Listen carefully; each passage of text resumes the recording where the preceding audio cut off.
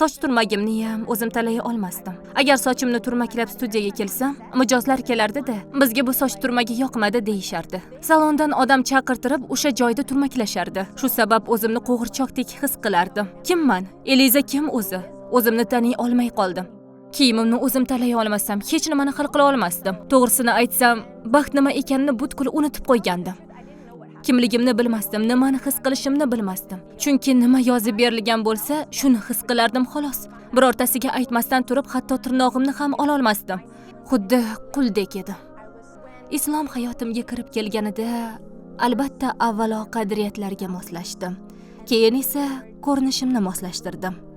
Topgan narsam shu bo'ldiki, hijobga kirishim bilanoq odamlar gaplarimni eshita boshlashdi. Menga quloq solishdi. Odamlar menga quloq solishdi, chunki shu paytgacha hech kimga hech nima ayta olmasdim-da.